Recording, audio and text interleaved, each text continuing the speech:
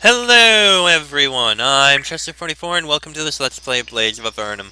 Last episode was, well, it was quite an episode. We managed to trudge our way as far as we could before our tiredness just reached the point where we had to take shelter in a cave.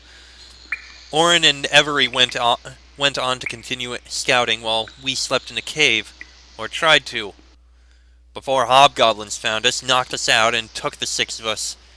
Stripped us of our weapons and tried to sacrifice us to the beast. At the last minute, though, Orin and Every showed up to save us from them. So now we're in the Hobgoblin caves. We have to find our way out. There they are. You reach the bottom of the narrow tunnel.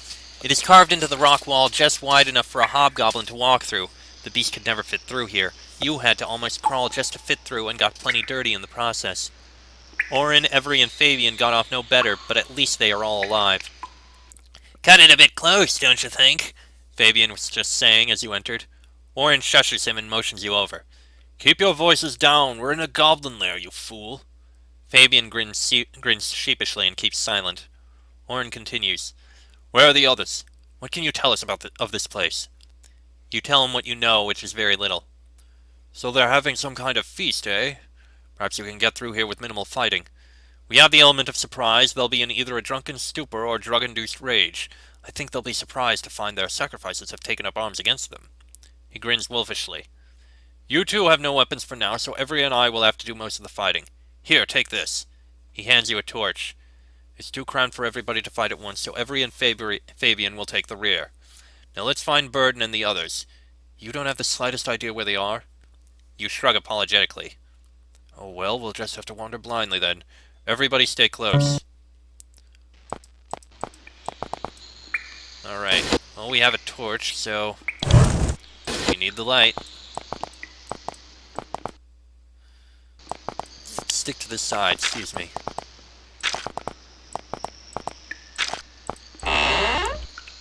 Not in there.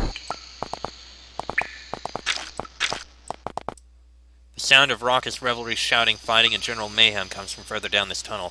From the sound of it, most of the tribe is in the cavern ahead, which is the reason why you should avoid it. What about this other one? You step into the goblins' warg kennels, a filthy place where the scent of raw meat is so thick you can almost taste it, and the barks of the huge canines is so loud you can hardly think. The disgusting beasts scrabble over scraps of food. No wonder these nearly feral creatures are willing to carry their masters. You know you wouldn't want to be on the other side of the ceiling-high fences.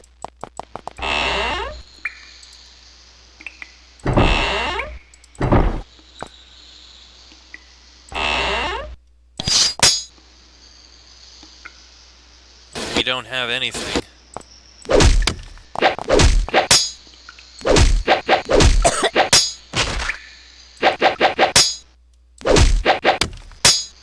I'm gonna at least punch them a bit, and I'm dead. Okay, let's try that again. There may be something in those books, though. It did look like there was something there. Some books of some kind. So we'll investigate. I'll have to let my companion do the fighting here.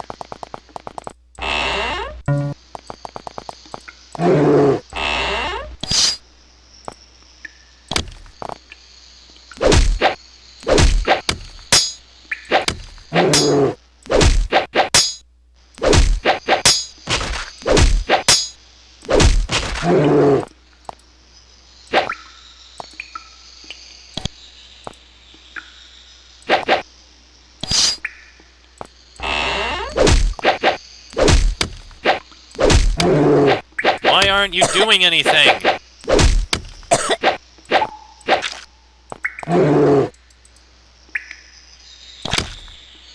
Orin falls to the ground. It takes a lot to keep the Highlander from a fight, but apparently he's hit his limit.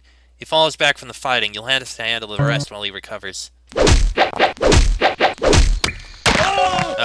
we can't go in there. Maybe if we get some weapons we can stand a chance. So I guess we'll just have to ignore that for now.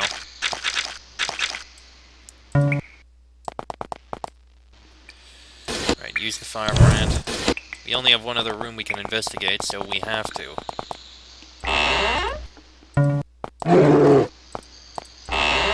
Right, ignore that. Orin can't handle them on his own.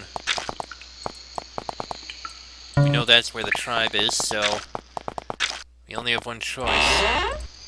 The rowdiness and brawling that filled the dining hall is gone now, although evidence of it is apparent in the chaotic appearance of the room. Furniture is strewn all about the room, and the floor is covered in blood and unconscious goblins.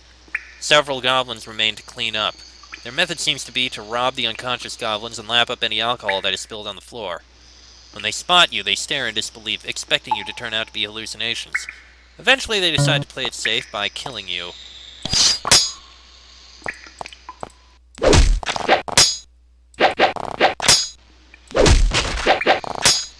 Well, at least I can actually help out a bit.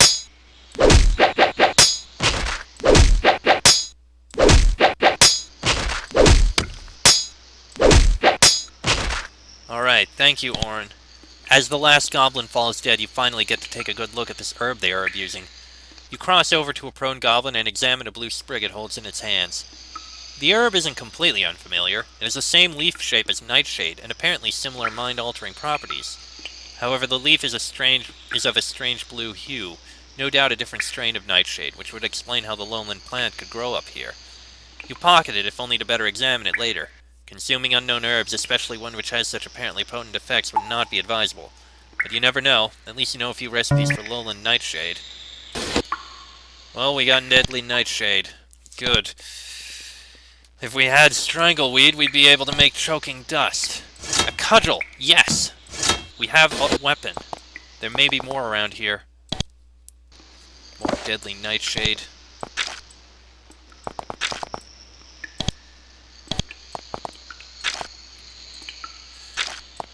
This may be enough for us to look down there. So sue me.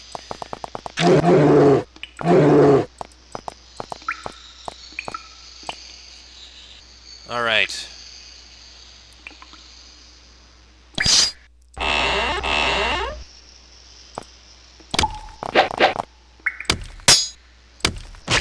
Yes, I can actually do damage now.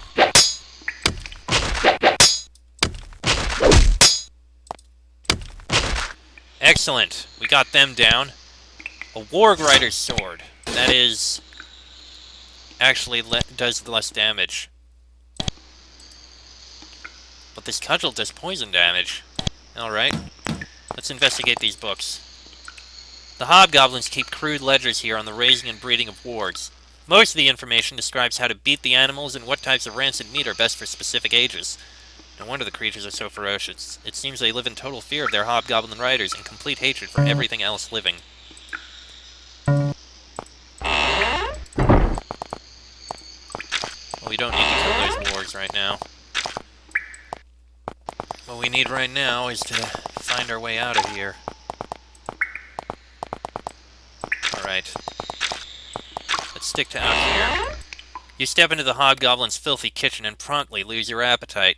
You've eaten in some grimy taverns in your years as a soldier, and sometimes you've half expected the establishment's kitchens to look like this. But the Goblin's takes the prize. The meat is unidentifiable and rancid to boot.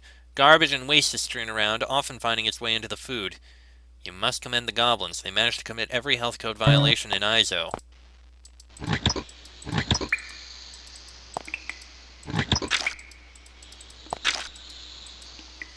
Nothing in here but food we do not want to deal with.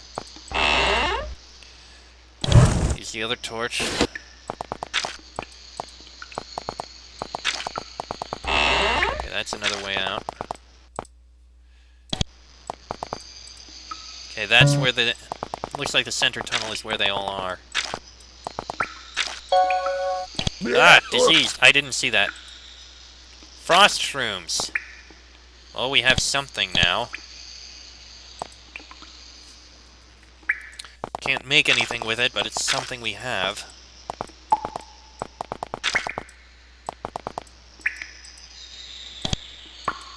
You step into what must be a laboratory?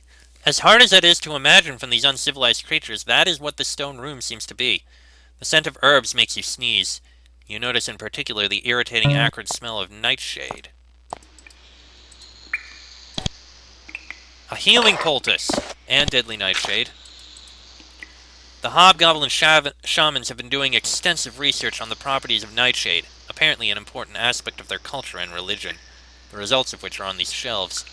They write that consuming the plant can cause long-term central nervous system damage, and death by respiratory failure. Apparently this is overcome by only scheduling festivals at rare intervals. The way that the herb is used in battle is by instead brewing it into a paste and painting the body with it. The lower levels of toxin absorbed into the blood leaves the warrior with a thirst for blood, but no hallucinations or nerve damage. Well, the goblins didn't say it in so many words. It was more like, eat gore grass on not festival day will stop life breath. Much concern over end use. Rub on paint will equal much blood party. Hooray! You can figure out the science side of it for yourself. You note the recipe for the paints. Battle paint. Let's see. Number 10. You've seen the effects that nightshade has on hobgoblins. Its potency isn't in question, and whether it's safe to consume, it certainly is. Supposedly, brewing the herb with frost shrooms and using it as a body paint will counteract its more unfortunate side effects, namely hallucinations, hyperventilation, heart palpitation, and eventually heart failure. Then again, this paint was developed by hobgoblins, which is reason enough to distrust it. If it works, it should give you the fury, strength, and recklessness to be a whirling dervish, leaving only carnage in your wake. If it doesn't... Alright, let me write this down.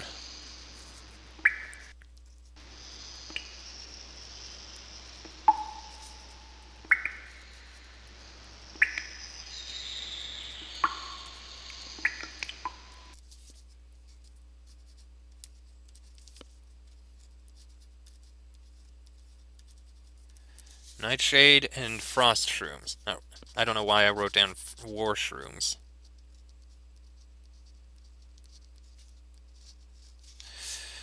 Well, we do have that. I think we can make one dose of this. It's worth it to at least have it. Brew it. There we go. War paints. Shields, hastens, and drives berserk. Private quarters must be quite a luxury in the goblin's cramped warren. You wonder which goblins are deemed worthy of this extravagance. Perhaps a chief or shaman? Seems that the owners of these rooms don't even know what to do with their personal space. There's a sleeping mat and a standard layer of filth covering the ground, but little else.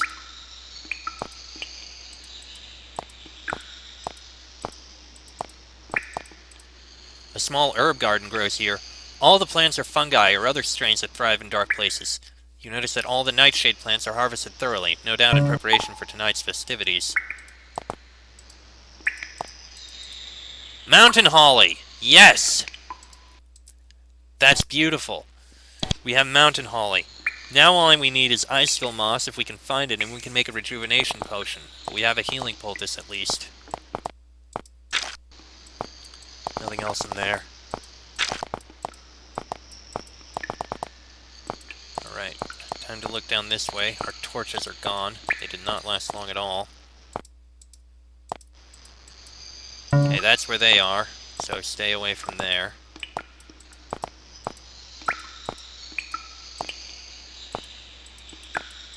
Let's look this way. The room ahead is the site of some kind of goblin ceremony. Several shamans and what must be high-ranking goblins have gathered to place offerings at the foot of a beast statue, and to eat nightshade, of course. But more importantly is that at the other end of the room is a shaft from which you think you can see moonlight filtering through. You take a step forward, but feel a tug at your sleeve. Orin whispers, "Not yet. We can't leave until we find Burden and the rest. If we charge into that room, we'll have the whole colony on our heels, and any chance of saving them is gone." He's right. You turn back. Which means this is the way we must go. Oh, crap! Didn't see that coming.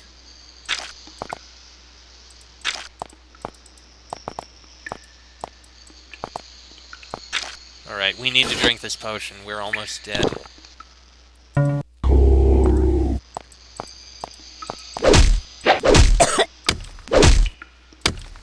Ah, damn it. Because I couldn't see anything!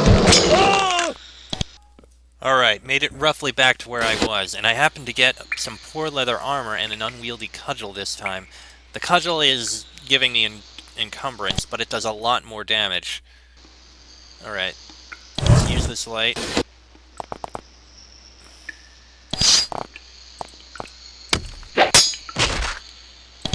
Alright.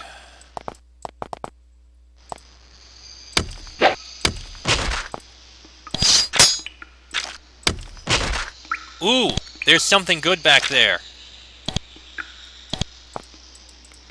You find some of your equipment stashed away in this chest, along with other unmentionables that the goblins thought valuable enough to keep under lock.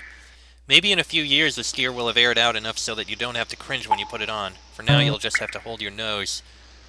Excellent! Frost rooms for stage kit. Excellent! So we've got our shield. Okay.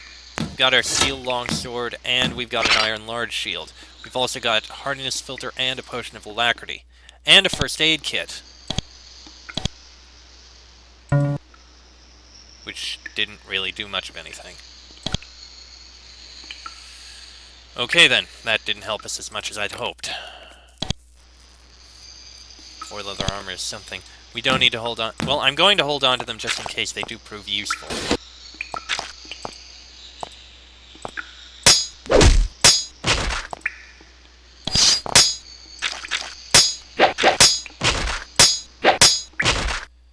Alright. Here, something else. You find some of your equipment stashed away. Excellent! Frost grenade, strangle leaf, fur cap, fire draught, fox fur cloaks, winter boots.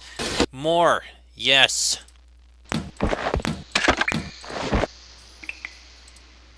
So we do have enough that we can make choking dust. I think it's worth it to make it. Make at least one of them. There, we've got a choking dust. That's something.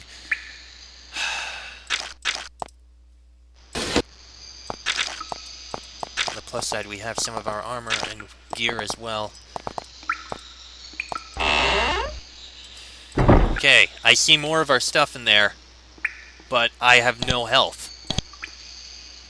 I need to make that healing poultice. I didn't want to use that holly, but I just don't have the choice.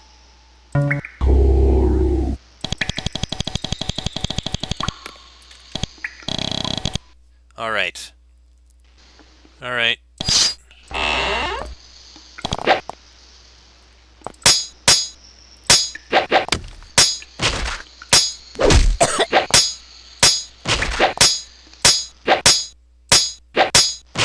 There we go. As the last of the burly goblins falls, it drops a ring of keys. You cross over to pick it up, noticing as you do that an open chest nearby holds some items that seem familiar to you. Frost shrooms and choking dust. I should have used some of that. More of our stuff. Yes! Excellent. Overcoat, iron-studded armor. Don't need that. Rusty great helm. We've got a lot of our stuff back. I guess we don't really need this ragged pelt. But we've got so much stuff back now. Pretty much all our gear. Sadly, we're missing the potion. The door swings open on rusty hinges once you unlock it. You peer into the darkness within and see the prone figure of Jamie lying against the wall. It isn't until you call his name that he turns around and jumps to his feet. Vincent! Orin! Are the others here? I thought... You urge him to be silent and lead him to the jailer's room. Two of your companions inhabit this room, Adriana and Captain Ainsley. When Adriana realizes that you aren't the hobgoblins, she rushes to you. How did you escape? Oh, forget it. Come help me with Ainsley. He's gotten a lot worse, and I don't think he can walk. Orin crosses a cell and picks up the feverish captain, who is indeed a lot worse. They all file out into the cell.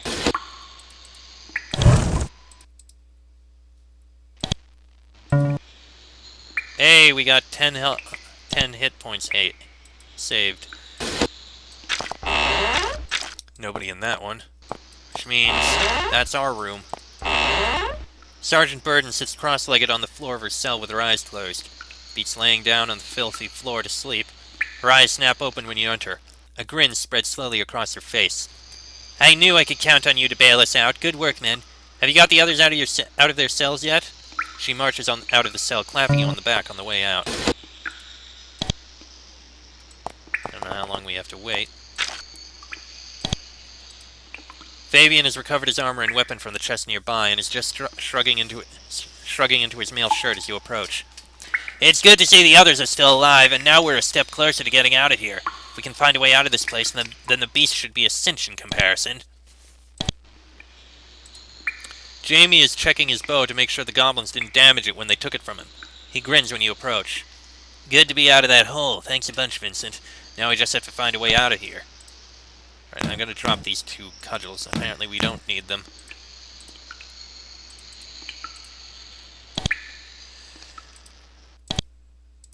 Captain Ainsley sits with his back to the wall. His eyes are closed, his skin is flushed, and his breathing is labored. Seems he's regressed quite a bit from when you last saw him. Adrienne has changed out of her filth-stained dress and now has her dagger at her waist again. Were they really going to feed us to that creature? I came here to kill the beast, not be its meal. Let's get out of here and do what we came here for. Sergeant Burden flexes her muscles experimentally, sizing up her own strength just as she sizes up the rest of the group's strength with her eyes. Everybody's here?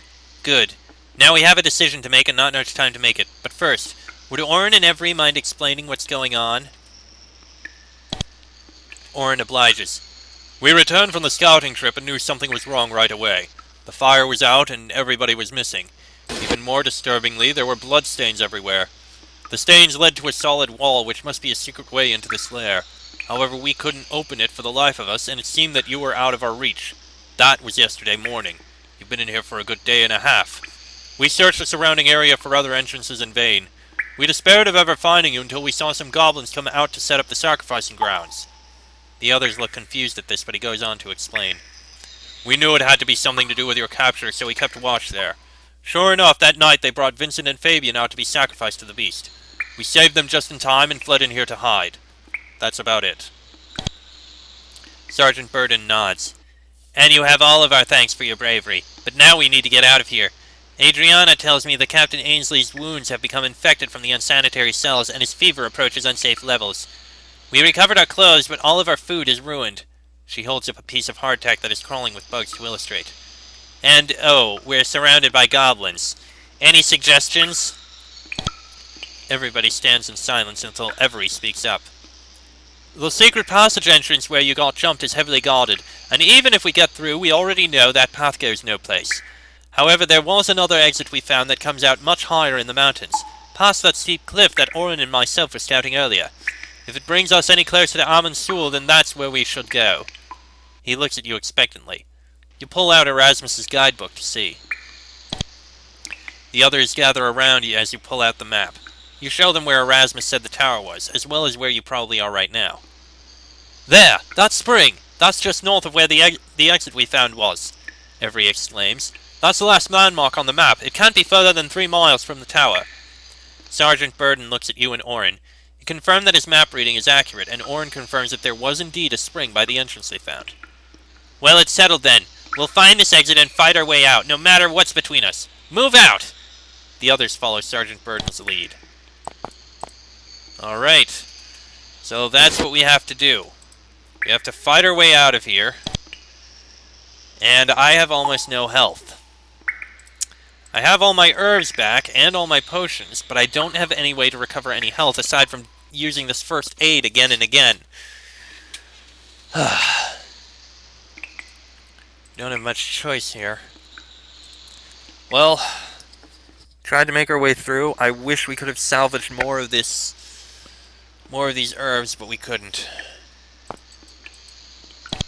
So, I'm going to end this episode here.